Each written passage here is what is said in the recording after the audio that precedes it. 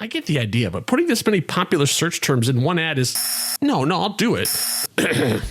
This is Kyle from TrueStory.fm, and I'm here to encourage you to become a supporter of our shows. You'll marvel at what a great deal it is from here to DC. If it's your election to pay just $5 a fortnight, you can get early access to ad-free episodes plus bonus content made just for members. Why, that's less than an espresso. You'll be a star. Wars have been fought over less amazing treasure. You look nice. Did you get a new tailor?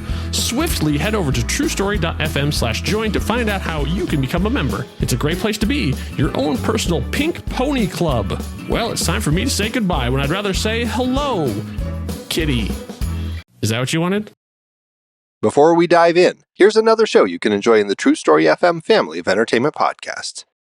In a world where podcasts are a dime a dozen, one show dares to stand out from the rest. The Film Board, a podcast unafraid to tell it like it is. We're here for one reason and one reason only. Downloads. That's right. We review new release movies because that's what gets people's attention. But just because we're in it for the clicks doesn't mean we don't take our job seriously. We're part of the Next Reel family of film podcasts, and we're proud of it. Our reviews are just as insightful and thought-provoking as any of our other film podcasts. It's just that this podcast is all about that sweet, sweet SEO. The nectar squoze from the tree of Bing.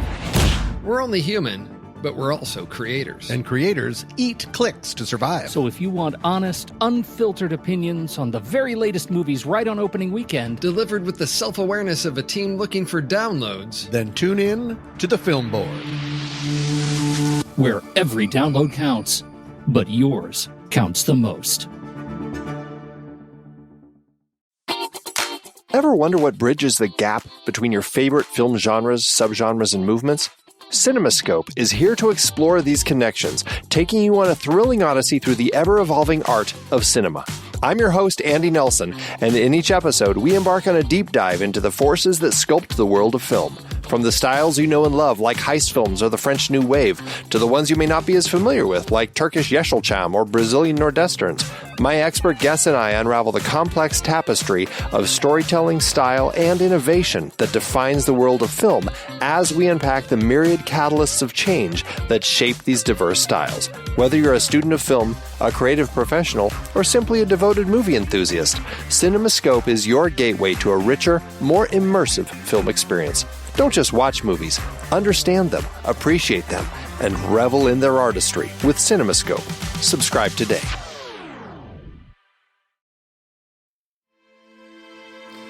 Ox Hare presents, in association with True Story FM, the Swashbuckling Ladies Debate Society.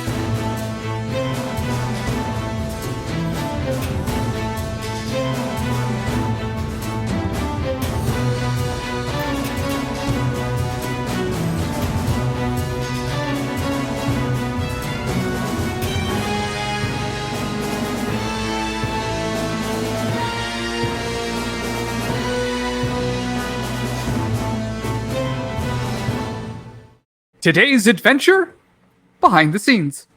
Hello, everyone. Welcome to the behind the scenes episode of the Swashbuckling Ladies Debate Society. My name is Kara Gallo. I play Goldie, and I will be hopefully successfully facilitating this episode discussion interview thing. This nice episode that we have here. With me are three lovely people. I'm going to have each of you introduce yourself and let us know what it is you do for the podcast. My name is Kyle Olson. I am the creator of the Swashbuckling Ladies Debate Society. Let's see, writer, director, audio producer. Oh, hi, I'm Brooke Unverfirth Campbell, and I am, well, I mean, you've given me the title of, like, production manager, but really, I'm kind of talent wrangler. Occasional actor when Kyle doesn't recast me. Like, script reader, just kind of person to listen to. Kyle will message me going, "Can you believe blah, blah, blah?" And I, like, listen. So it's true. That is an important role. So I'm basically, like, talent wrangler and Betazoid. So our own personal Troy. And that leaves me. So I'm Ryan Fitzpatrick, and I am the sound designer / engineer and sometimes audio producer for all of our Swashbuckling episodes. So I'm responsible for all the sounds of the swords hitting each other and all the sword fights and almost all of the extra sound effects, because I learned today that there are a couple extra sound effects that Kyle has recorded himself as cameo versions of. True. I always think of it as plussing, like Disney does. So like I take whatever Ryan's done, and then if there's needs a little extra little bit over the top, I'll add that on. Welcome, everyone. So I was thinking, just to start off, we could kind of walk through from start to finish the timeline, and I mean, you don't have to get very specific with the timeline, but just like the process of writing an episode to posting it. Sure. I have written a bunch of stuff over the last thing, but Swashbuckling is the easiest thing for me to write. Like, I have other things that have taken me years, and I've had all sorts of blocks and changes, and I don't know where I'm going, and dead ends, and all these things that I go away. But I can sit down and just write an episode of Swashbuckling, no problem at all. Like, I know those characters so well. I just basically come up with funny names for the people that they're fighting, weird situations that they have to get into, and then like what is the emotional stakes of it, and it's basically I just put it into the mix and then put it in the oven, and out it comes as a what I think is a very delicious meal, because I'm always very happy with it. And, a lot of times I'll finish something and go, well, it's done. Okay, like I just finished a script recently, and I was like, oh, well, at least it's finished. Now I can try and see if I can save it. But so actually I walk away and go, yeah, that's about what I wanted. Okay, yeah, that was good. It depends, just because, you know, obviously this is not a paid gig. This is not a full-time job, so I have to fit it in and around life. But all I really need for Swashbuckling is time. So, like, I don't have to, like, sit and percolate for a long time. I can just sit down and actually write a script. I have written an entire Swashbuckling script in a day. There was a period of time where I didn't have work. And it was great, and I was, I just like had basically a time I was just sitting and monitoring, and I wrote an episode a day, so I wrote an entire season in a week. So by Friday, I had an entire season done. I was like, okay, now I know that I'm onto something here, because this should not be this easy. Obviously, that's like 8 hours of writing a day, and it does do a bit of work on your brain. You sort of feel like you've been mined, like your entire head is just hollowed out at the end of it. For recording, do you cast all the other parts? Because you have your ones that are always the same people, but what about the extras? And a book of talent acquisitions. Do you go over to her and you guys confer together? So yeah, the next thing, you're right. The next thing is, so we have, obviously it's the three ladies. So obviously the three of you are yourselves, and I very rarely have you play anything else, because I really like people to know that when they hear your voice, it's that character. Not that the people couldn't do it, but I kind of just don't want to have that much thing of people wondering, oh, is that Saffron, or is she playing someone else? I like to keep you guys as yourselves. And then I have Justin. So Justin, when I originally reached out to him about this, I said, here's my idea for the show, and here's what it is, and I don't have a standing part for you. I want you to be the podcast's Mel Blanc. I want to basically, whatever comes up, whatever I throw at you, I want you to be that thing. I'm not going to tell you what it is, just saying, okay, now you're an Australian mercenary. Now you're a German scientist. Like, whatever it is, like, you're going to have to do it. And he said, I've been waiting my whole life for someone to ask me that. So great. So I'll always make sure whatever the villain is a really good, juicy part for him, because I know he's going to have fun with it. And then it's everybody else that filters in. So it's every thug, every henchman, every ally, every former boyfriend/girlfriend of Zinnia, all those parts. Then whatever happens in the episode, that's when I go to Brooke and be like, okay, so I'm looking for this type.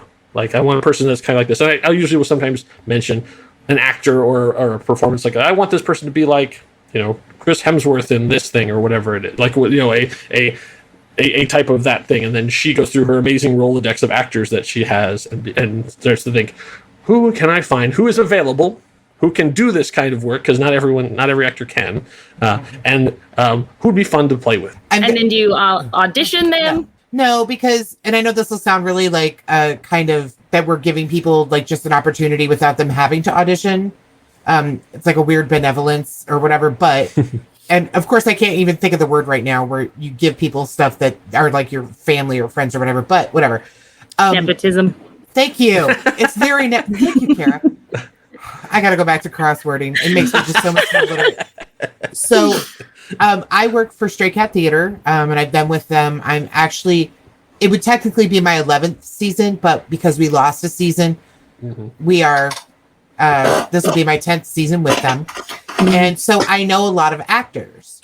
And then I'm lucky because both Kyle and Ryan both like theater, so they will come to our shows. We've gone to other shows, like we've seen each other. So he'll say, I'm looking for somebody like this. And I'll say, have you seen so-and-so? What do you think? And he'll go, either he'll be super excited about it, or he'll say, I don't know who they are. True. And he'll trust me. And I think that there's some people that have come to play that have been fantastic, that are just like, we want them forever. And then he'll say to me, hey, I want that person for another role.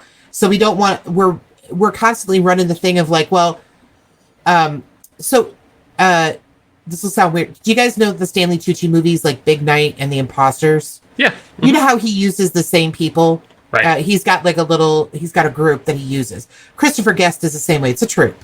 Yeah. So I think of us as having like this troupe, and there's always going to be like the people that are in the starring roles, like you, Shaw and Kara and Anastasia. Right. And you don't want to burn out somebody like Louis Farber. Right. Because Louis has a very distinct voice. Right. And we used him in the Swordtacular episode. He was Saffron's fiance. Right.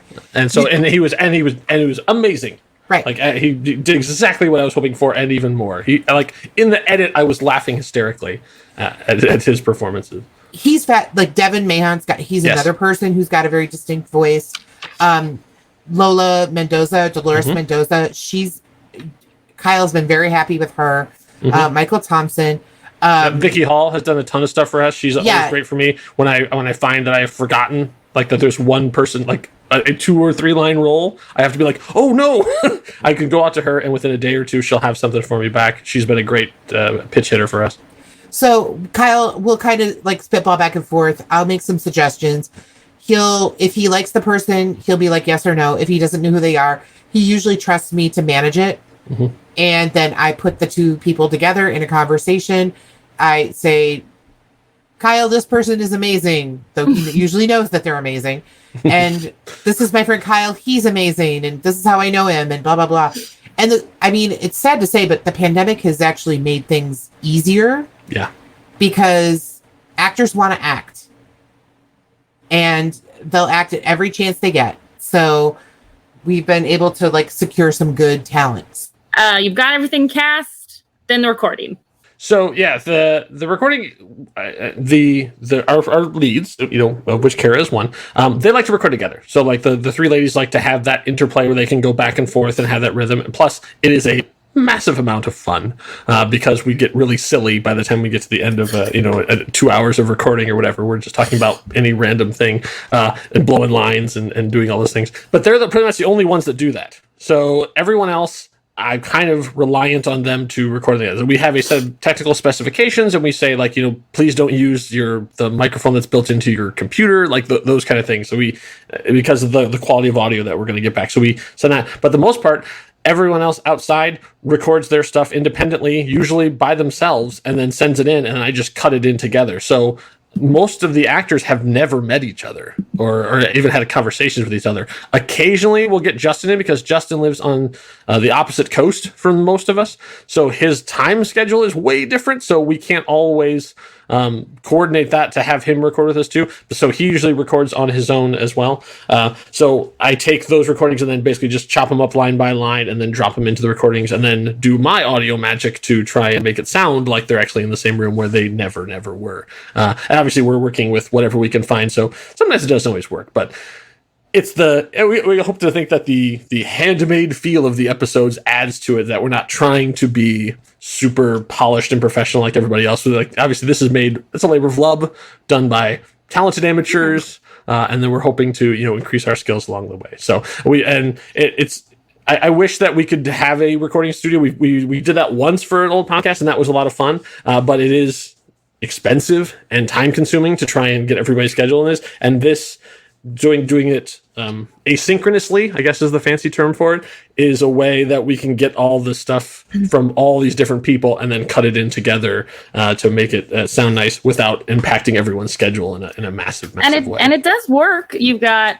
2 seasons, Valentine's Spectacular. Yeah. You know, lots of stuff going on. Everything going well. We are our Swordtacular. We have Swordtacular, Valentine's, 3-episode series, right? The Thrilogy. That's Thrilogy, that's right.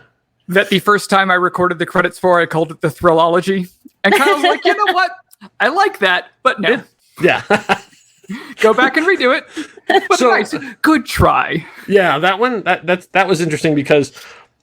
So in the before times, like in the so I'd say late into 2018, 2019, there was an opportunity that came along for us to do Swashbuckling live, to actually have a live version of it, like a stage show version of it. Not everybody in full costume doing it, but sort of taking the radio play and doing it as a play. So everyone would be standing with music stands and have their scripts, and there'd be sound effects, everything to do it that way. And so I wrote that script as like this is what it would be on there, to be done with, basically 5 actors. So the 3 ladies and then, 2 or 3 possibly other people that would play every other role. And so I wrote that, and then the pandemic hit and all of it went away. So it was, and I thought, oh man, I really liked that story. I like those script. So I'd like to use that again. So I basically took that and chopped it up and made it into 3 episodes, and that's what became the Valentine's Thrilogy. I in the grand scheme of things, I don't know if that was a great idea, because I realized if I put Valentine's on it, even though it had nothing to do with Valentine's, just because that's when it was coming out, and I worry that people who are coming into the show late might go, oh, it's not Valentine's Day, it's October, why would I want to listen to that? And I'm like, oh yeah, maybe I shouldn't have put a holiday on, but I might have a fix for that coming up in the future. But that was the original intent of that, is that it was supposed to be performed live, and in front of an audience and stuff too, and then we could take it. But so I repurposed those and then added in Goldie's narration to it and that sort of thing. But they're mostly intact. That was what it was going to be. But so everything's recorded. People send in their stuff. Post-production. Post-production. Okay. So let's see. I'll take I have a basic swashbuckling template. I use, if you want to get, I don't know how nerdy you want to get on this thing, but I use Reaper. So Reaper is a audio thing, because I like Reaper because it's non-destructive. So when I have, Kara is doing a Goldie line and she says, well, we've just gotten to town. Now let me try that again. If we just gotten to town and I go, oh, I just want to use the second part of it, I can just move my timeline on her individual audio to the start of it and do that. But if I realize I've gone too far, I can just move it back. And so it's not actually it's not like taking audio and like with a razor blade and cutting it into individual pieces. It's just basically, I only want to use this part of it. So I'm just blanking out the parts I don't want to use and then moving everything on. So every swashbuckling lady has their own, every character actually has their own timeline essentially. And I can just move the audio, left or right to get it to the exact timing of when they said it. So even the timing you're hearing with them isn't actually there. It's me afterwards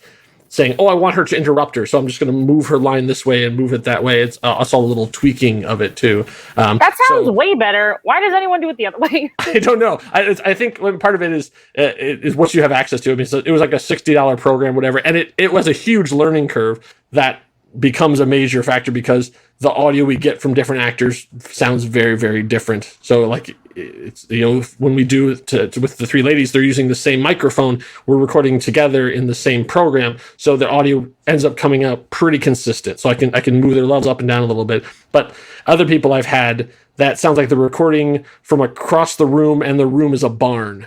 It's just echoing like crazy, and I have to do all of this stuff to try and get. But this is the problem with and the lovely challenge of asking an actor to do something for free. I would love to pay the actors, but unfortunately, they're all doing stuff as favors, and just because they think it's fun or they want to play around with us and have a good time. So the nice thing is like, it's not that we're getting paid and they're not. We're also not getting paid. So it's all just a labor of love at this point. Yeah. So I have to take what I can get in terms of that, and I don't want to be too restrictive in terms of, no, you have to have a $200 microphone. You have to record in a recording studio with the sound baffling on the walls. And it's like, no, I know that they're going to give me a great performance. Everything else I take on as a challenge to myself to try and get it so it sounds consistent. So does it always? No, because I'm still not that good, but I'm working on getting it so at least there's a consistent sound across the way. Like everything else, it's all a work in progress. So that's for dialogue, but for the sound effects and stuff, Ryan said he does those, right? That's right. So that's where Fitz comes in. So there's a decent amount of sound design that goes into this. I would say actually most of my time goes into interpreting what Kyle's looking for into tangible sound effects that I know that I can create or that I maybe already have. So I've been building an SFX bank of sounds. I go online and I get ones that are flagged for Creative Commons 0, which means I can do whatever I want to them. I can edit them in any way that I'd like, and I don't need to worry about attribution. It's just people sharing noises and sounds that they've made for free for the joy of it. So I'll take things like sound, explosion, splashing water, gulls, and we'll create, in some cases, a whole sequence. In this case, for that actually sound effect, I created a whole sequence that was the main character at this point was Carmen Crimson, who's Zinnia's teacher. And she's kind of doing our first intro scene to season 2. And so I had this picture in my head of her jumping onto a ship as a cannon has been lit. And we hear a fuse, and then she, then boom, we hear the cannon, and it blows something up, and gulls go everywhere. And then another fuse is lit, and she whacks it with a sword. And so sometimes I'll do like full kind of scene design or sequence design, where it's here's an event, here's a thing that we are listening to. And sometimes it's more like sound sword being drawn, and I've created this series of reusable sound effects where it can just be like Zinnia at ready, which is a double swipe and a kind of a stomp thing. So I go through each script, and where he does sound, I determine, okay, I interpret what he's doing, much like an actor interprets lines. I interpret what he's looking for, make my best judgment on how we can create an interesting story with these non-verbal, components, and then design that all out, see what I have in my bank already, go find new sounds when I need them, and upload all the new sounds to our shared drive so that he can then plop them in. And I also, name them and put them in a place because he's doing the editing now. Back when I used to do it, I just had it down on paper and I would write down on with a pencil, here's the sound that goes here. And I'd usually create it, then go add it, then go to the next one, create it, then go add it. But now I have to be more intentional about it. So I take a copy of his script, I write in all the cues of where they go, upload that along with all the sounds, and then Kyle's the mastermind who pieces it all together into a final product. Yeah, and most of the time, what he delivers is exactly what you hear. It's only rarely do I feel like like I said, I've been known to be excessive as well, but Fitz is also every once in a while goes a little overboard. Maybe we don't need a 15-second scene of just explosions and things. Maybe I can trim that back down a little bit just to move the plot along a bit. All right, fine, 14 seconds. But only occasionally do I realize as I'm writing, it'd be really good right now to have someone slurping their tea or just a little something. I'm like, oh, okay. And instead of having him go through and source all the stuff, I usually will just go and find one of those Creative Commons 01, or I actually have paid for a couple of them too. The ones that when you buy them, you also are buying the license for it too. So we want to make sure that everybody's getting compensated for their stuff, so we don't want to steal any audio. Even though I know, I want that specific sound effect from that specific show, but I was like, no, I can't do that because somebody worked really hard on that and it's theirs, and so we have to come up with our own. But yeah, for the most part, it's what he has put in is what you hear in the final one. All I have to do is just layer it and make sure the levels are right, and then put the dialogue on top to make sure that you can hear what they're saying and also hear the effects too, because I don't want the two to ever cancel each other out. Aunt listened to the show, and like the only she didn't say, "Oh, you were great." The only thing she said was, "Those sound effects were so good. It was like a movie." Yeah, that's what we're going for. And awesome. We've talked about this too in terms of what the philosophy of our sound design is too, and I'm gonna let Fitz talk about that too. But because we wanted to have it be a retro feel, so like the idea is that this is done in the style of an old time radio show. So we're not trying to have it be a audio movie, because that's something we had talked about. We want to have it be that there are multiple layers going on, but that it is that sort of old-timey radio feel, the old-time, which most people don't even know existed. So we're sort of going for that audio drama feel as opposed to a full immersive cinematic sound, 3D sound thing. Which we'd actually tried doing. Yeah. So it came down to a philosophy choice. What is it that we're really trying to do? The philosophy discussion that Kyle and I had was, again, let's go back to this old-time radio style. And so the mental image I had is, what if I had a keyboard that had pre-programmed sounds, and all it was is plug and play. So I have a series of sounds that I've designed to be reusable. I have 3 fight sequences for each of the ladies, as well as what I call at ready, which is like drawing their swords. And I was going for that a little bit more because I figured the best way that we could really honor that old style of horse clopping with coconuts kind of thing is by having something that was intentionally repeatable, that we're not trying to make unique every single time, to have things that are recognizable. And for the audience members who are listening, more closely, they should be able to know that Zinnia sounds different from Saffron, who sounds different from Goldie, but it's the same one each time. And you wouldn't think that there actually is a philosophy in terms of sound design, but as we started doing this as total amateurs, no sound training at all, like neither of us have ever gone to school for any of this stuff, we're learning as we go, that we sort of felt what is appropriate for swashbuckling. And so it became, you have to know the line of between reality and like what a real sound would be versus a cartoon. And so we aim for right in the middle. So like it would rather be how you feel a sound should be as opposed to what the actual sound should be or what Bugs Bunny does. Like ours is right in the middle. Which is not an easy line to walk all the time. No. You'd be surprised at how challenging some sounds can be, particularly when we're trying to communicate something that is visual. Mm-hmm. So there have been a number of times in which Kyle has written into a script something like whoosh. So actually, in the end of season 1, in that last episode, the ladies are all throwing around a stone. They're throwing it back and forth, and we're switching between fight scenes. And the question is, how do I make that work? Yeah. What is the sound of a stone flying through the air?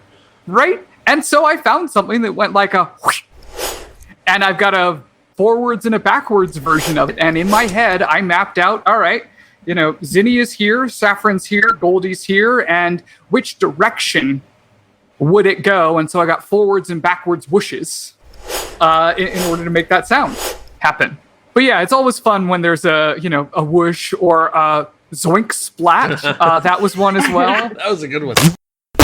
But it's been fun, and it's been a great time to really just sitting down and having a blank slate and saying, all right, how can I make this work? And coming up with something that apparently people are really enjoying.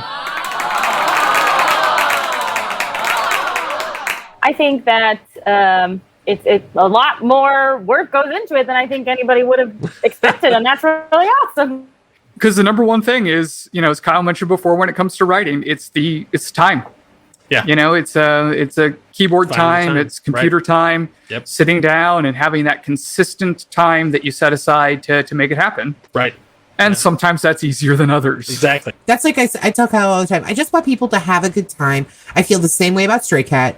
I want anybody who's going to give us their time and their talent, that they know that it is valued and that we appreciate it, and that we know it's not like time is your precious commodity. So, yeah. The other name I forgot when we were listing our favorite actors stuff is Christopher Soucy. Christopher Soucy is another guy who was a friend of Justin's, who he put me in contact with, and he's been another utility player. Like I have all these things where suddenly I'll get to near when I need all the audio and realize I forgot soldier number 3.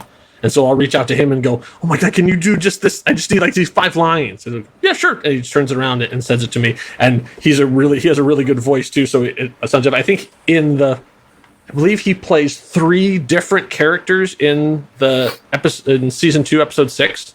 And like he plays I think he plays 3 different soldiers just because he can. So like those are the and that's was he talking to himself? Is that the scene where he was a bunch of soldiers talking to each other and he's like not in that one, but I believe in subsequent scenes. Like I think there's 3 different scenes with 3 different soldiers, and he plays all 3 soldiers as different people.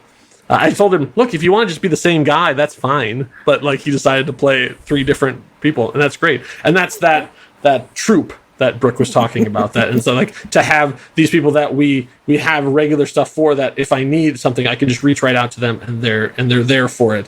So we don't have to be constantly guest casting everything. I love all the people that are coming in, but I know they're also very, very busy, and especially now that theaters are opening back up, I know I'm not going to have access to people as much as I did during the pandemic.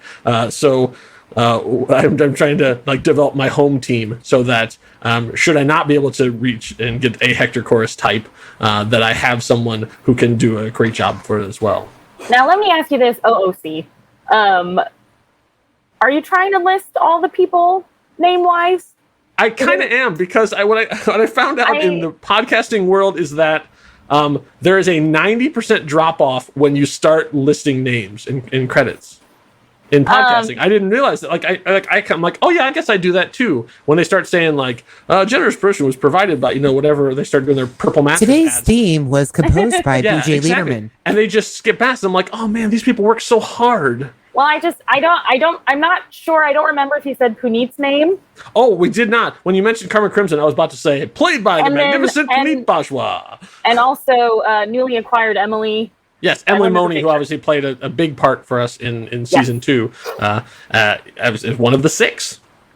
She was another one that Brooke found for us that I had seen on stage and was so excited that you were able to actually get her to play around with us too. So yeah, so she did a great job. I think out of Toxic Avenger, you've got everybody except for the Toxic Avenger and Cassie.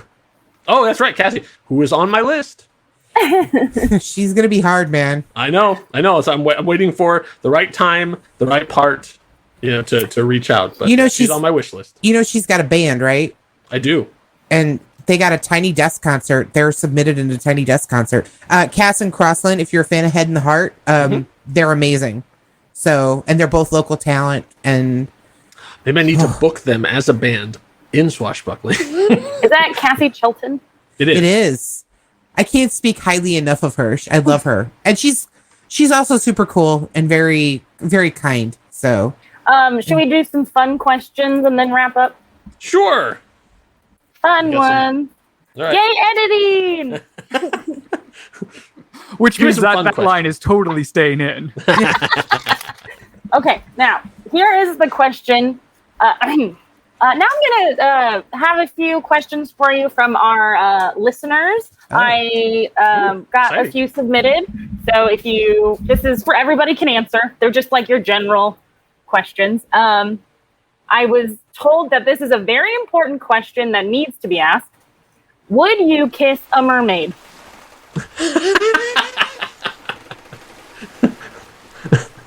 Brooke, why don't you start us off? Does he look like Jason Momoa?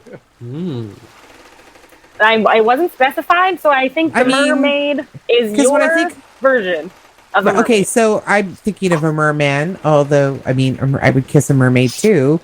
Oh, sure. Sure. All right. Kyle? Oh, me? Okay, I was gonna have Fitz do it next, but okay. Ryan can do it. No, it's me. I don't know. My most prominent mermaid I can think of, besides the little one, is the ones from Pirates of the Caribbean, and they are trying to kill you. So I wouldn't think no, because I don't think I would trust that a mermaid would actually be interested enough to kiss me. I think there was some other ulterior motive. All right. Yeah. I think it would depend on the circumstances. You know. Yeah, But even with the pretty visage, Kyle's right. I mean, you don't mess with now. If I'm given a personal invitation, maybe But even then, what are they looking for? Mm-hmm. God, Jesus be a trust issue. Yes, absolutely. By the way, can you tell that I have not watched the Pirates of the Caribbean movies? It was a weird reference, I admit, but it's A lot the of most mermaids modern are trying to version kill of you. a mermaid, I think. All I can think of is Aquaman, because all I can think of is like mermen, and then I'm like, well, do they look like Jason Momoa, and do they look like? Right. And you know what? Even if he is trying to kill me, let's go for it. Exactly. Yeah. Right. I'm a die happy. I guess the Momoa effect might change my answer. Yeah, So exactly. just depending what the mermaid looks like. I mean, and then you could also look at the fact that Nicole Kidman's the other is, she's True. hot. So, but there's more of a Momoa effect than a Kidman effect. I'll take that. So. I think this particular listener got a little too caught up in the swashbuckling side of it and was like, there should be mermaids in this. That is a common problem. I didn't realize that so many people had an association of swashbuckling to pirates. So I have that. I have that a lot. People contact me like, "Oh, it's about pirates." I'm like, "Oh, it's actually not about pirates." It's But about it pirates. can be. It's about Pirates of Penzance. If that's what you like, then that's what it's about. But and of course, I was making a joke about that in our intro trailer where they're actually fighting a real pirate. But then I realized, oh, maybe people think they're pirates because they're fighting a pirate. Okay, maybe I was a little too meta for my own good there. Do you ever think you'll do a prequel, like Zinnia's life before Saffron, or a spin-off to follow the sixth? And just so we can include everybody, what prequel would you like to see, or a side story? I'm gonna let the other two members of the team do this before me, because I'm curious to what they would think. All right, Fitz, why don't you go first? So, I mean, we have kind of done a prequel episode or two, with telling Saffron's backstory and how she and Zinnia met. I would love to see a prequel story of Goldie. Goldie is a young woman, right?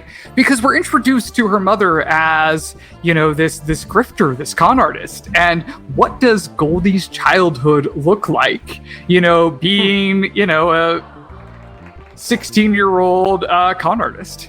Or whatever. What did she get up to? I think that would be a fantastic and interesting story, because she also has a heart of gold, right? So it's one of those like diamond in the rough, anti-hero kind of thing, but more hero and less anti. So I think that'd be a lot of fun.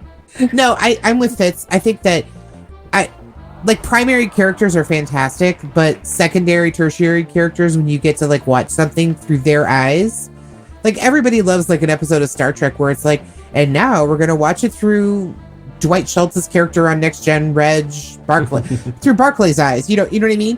It's like anytime you get the chance to look at something through the different lens, I think it gives you more insight into what you're watching. And it allows you to have a better appreciation for characters that you didn't maybe already have. I was going to say, if I could add another story that I would tell along those lines, it would be, I would do a whole series focused on Carmen Crimson. Oh, okay. Zinnia's mentor. Like, what did the whole world look like? Like, how did we get Zinnia? Because obviously, the six are new, but they haven't been the only baddies. They haven't been the only threats, because Zinnia had to learn it somewhere. What does the world look like for Carmen Crimson, 20 years ago? Yeah, that would be a fun. Right, and Kyle, we trust you more than we trust George Lucas. You're not going to give us Jar Jar Binks. Are you, Kyle? That is not in my plan, no. But of course, if he does, though, I have a feeling there's going to be some, swashbuckling sword sound and maybe a body thud and a weird little alien going with a Rastafarian accent. Great. I think I would agree. I mean, basically, they nailed it. For me, the story starts with the two of them meeting. So, like, I don't think I would ever do Saffron without Zinnia or Zinnia without Saffron, because to me, their story that's where the story starts for me.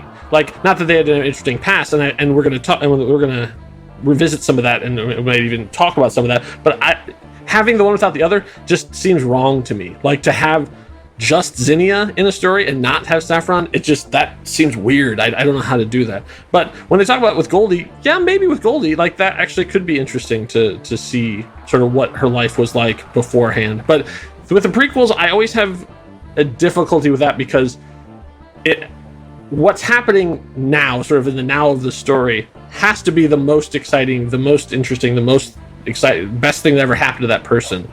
And to go back, you're automatically setting yourself up to not be as good as what you had done. So emotional stakes, sure, but like, I can never have anything as exciting as that, because I want the story now to be the best times of their lives. So that's in any television show, any movie, you're showing the most important, the most exciting moment. To go back and say, no, that was bore. Like, the earlier stuff, that was the best stuff. This is just whatever. Like, this is fine. It's who cares? What's I want to hear? I've never really heard prequels described that way, and that makes so much sense. Yeah. I like having my characters have history, and I like finding out, not only like old boyfriends and girlfriends, which is of course a recurring thing, but things that happen to them, like, oh, this, we're finding new stuff about Goldie all the time. Like, oh, I don't know how to do this. Like, they're like, oh, I know how to look at gems. Like, what, how, what? Like, those kind of things are fun, because then you can tell the story of how they got that ability. But yeah, just inherent itself, prequels, I'm not a big fan of, just for those reasons. I like filling in gaps. Like, there's stories we don't know about their wedding. Like, we still have never seen how Saffron City's wedding went, but there's Lady Linear was involved. There was robots. There was hyenas. There's all this stuff that they talk about. Like, what the heck is that? So we'll get to that story eventually, even though it's further down the road. So I like those kind of things where you sort of tease a story and then go back and tell that. But as for like a full-on prequel, I don't think that'll ever happen. And for the 6, no, they're jerks. They're mean. I don't want to ever. They're villains. They are full-on villains. Like, I don't want to ever do like when you see things from their point of perspective. No, they're just awful. They're awful people. And in season 3, you're actually going to meet them, and you're going to hate them. You're like, please no more of them. All 6. Like, you only had 3 so far, but you're going to meet the other 3, and you're not going to like them any better. Well, we have that to look forward to. And speaking of, what's next for the Swashbuckling ladies? You keep referencing season 3 coming out. I do. So for this season, as we're recording this here in midsummer 2021, we're going to have a couple interstitial episodes. So like, there's these little kind of smaller micro stories, just a couple characters meeting and having things serve. Some of them will be set during the events that we've already seen, and some of them will be in the sort of modern, like, post season episode 6.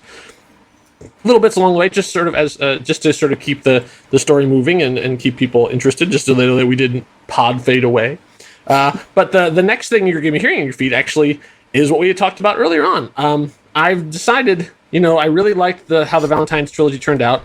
I'm a little worried that putting the word Valentine on there turned people off to it. So I decided I was going to say, all right, what would this have been like if it had actually been a live stage show? So I have recut all 3 of those episodes into one live style event.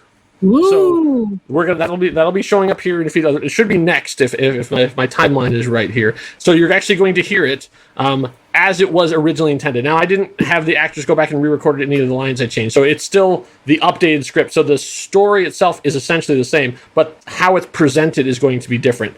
All of Goldie's narration is gone. Sorry, Kara, I cut out all of your narration.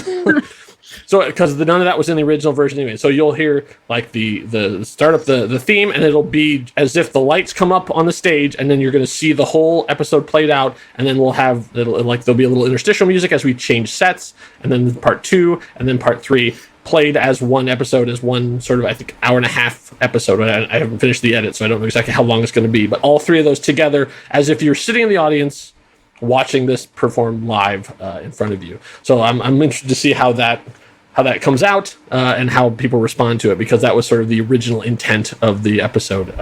So that should be fun. And then the interstitial episodes, and then in the fall we're coming back with season 3. So working on season 3 right now. Scripts are written. We're casting now. We'll do that, and then We have some exciting stuff to come along in season 3, and in a way that perhaps the audience may be able to join the Swashbuckling Ladies Debate Society. What does that mean? Well, you have to wait and find out. So we'll be back with another one of these, hopefully another behind the scenes. Maybe we'll see what actors we can round up to talk about their time on there, besides the lovely Cara Gallo, who was nice enough to host this this talk for us. We could talk to them about stuff and then talk about season 3 right before it launches. So stay subscribed is what I'm saying. There's more stuff coming, and then season 3 is on the way, and it's going to get big because, like I said, it'll be a big confrontation between the Swashbuckling Ladies Debate Society and all the members of the 6. When they all get on the same page, we're going to see what happens. Oh, dang. Yeah. Thank you all for joining us on this behind the scenes of the Swashbuckling Ladies Debate Society. Keep on listening. We got great stuff coming your way. Thank you. Good night. Good night. Love it. Good night, Kansas City.